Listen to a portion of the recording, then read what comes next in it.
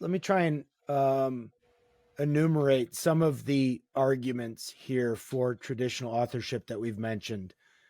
One, we talked about a sort of hyper skepticism with regards to uh, biblical studies that isn't quite the same in just classical studies. And we don't need to get into possible motivations for that, although I think we can all kind of guess what some motivations might be um, for that kind of skepticism. And that sort of emerges with higher biblical criticism in the 18th and 19th century, especially in Germany, that is, really questioning in a sort of rationalistic framework, probably the received wisdom of the church.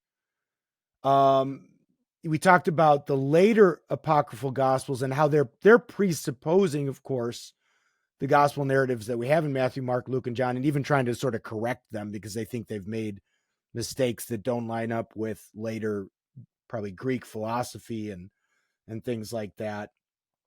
We talked about why would the church ascribe it to these four guys, Matthew, Mark, Luke, and John, as opposed to sort of better candidates.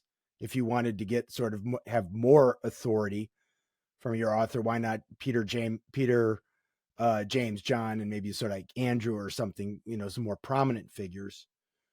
And then, Wes, you just mentioned the text critical issue of agreement about who wrote the Gospels across independent regions, right? Where when you have the texts in different areas, people in those areas are ascribing them to the same authors, the same four authors, and not to like Bob or somebody.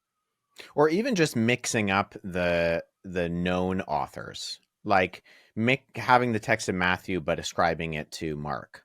Even that Right. we don't find. Not right. Okay. Right. Not having Mark and say, oh, that and confusing it with Matthew, the authorship with Matthew, but it's Mhm. always, it's uniform.